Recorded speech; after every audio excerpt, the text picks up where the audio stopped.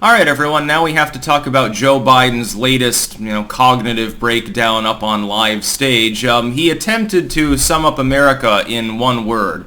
It's been roughly translated as Asfutmsifwffutsh, something like that. It's from a post, link in the description.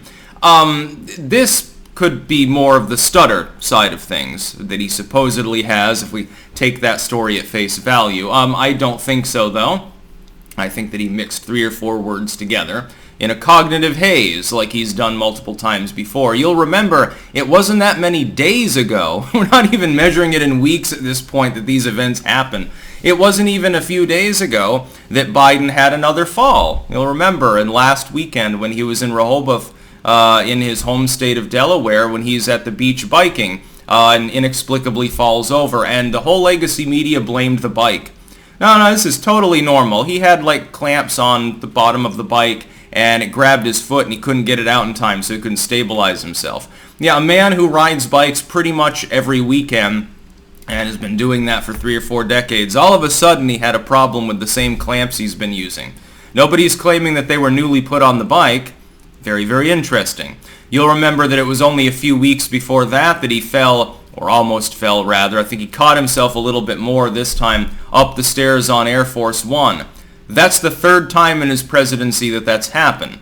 During his relatively short asterisk administration, he has suffered already at least 5 falls, 3 going on Air Force One, 1 from his bike, and then really, really early on, when he was trying to chase his dog and grab his tail in the shower, which, again, itself shows maybe a cognitive issue when that's behavior that you're engaging in, and I think broke his ankle at the time. So 5 falls. You've had numerous times, I don't even know how many at this point. Somebody pull up a compilation or some shit. Numerous times, I'd say probably at least over a half dozen, where he's gotten confused about what he's doing and where he is. You've got extremely detailed, simplistic kindergarten-level English notes being held to him that give him verbal commands as simple as, you sit down in the seat, you get up, you walk out of room.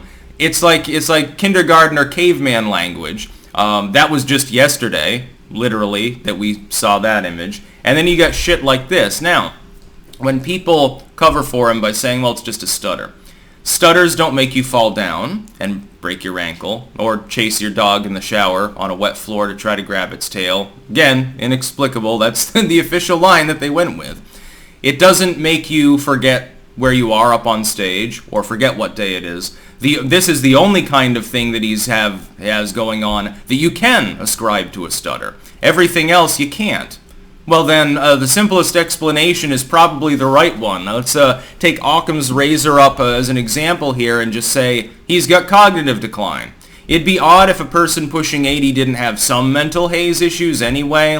You're really lucky if you get to 80 and you don't have any cognitive problems. You're definitely not going to be as sharp as you were when you were 30 or 40 or something. That's just not happening unless you're going full-on goddamn cyborg and you're getting a bunch of transhumanist cult members and the ghost of Nikola Tesla together to wire you up to a computer or something. Otherwise, you're just not going to be cognitively as efficient as you used to be.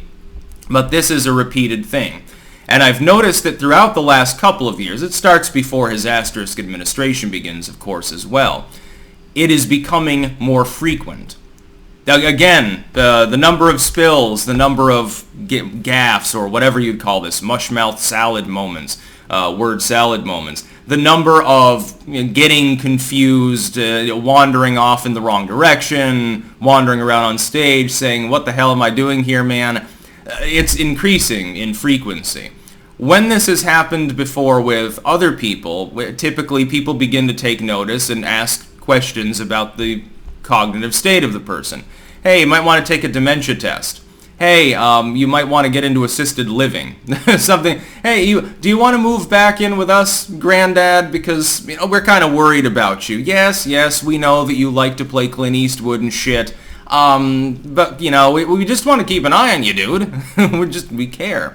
It looks like his family and the people around him don't really care, and the people around him mainly look at him as a puppet anyway. He's not the one calling the shots. He has to have a piece of paper to remind him to sit down when he goes into a room to give a presser. That is not cognitively normal. Can you imagine if this had happened to Trump?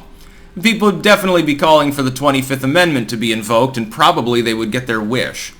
It's not a good idea. You know, we've been through this once before. We had, Woodrow Wilson, I think it was, who had a stroke, and then his wife was probably calling the shots for about a year of the presidency.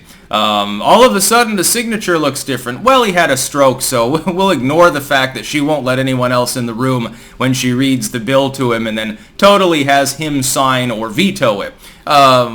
Who's calling the shots now? Unfortunately, it's not Jill Biden. Should probably be a little bit better off than the cabal that actually is running the show at the moment. It's sleazy military generals and corporate hacks and globaloid craftivists and people like that. They are the President of the United States, and they were appointed to that position in more ways than one. That's about all. Peace out.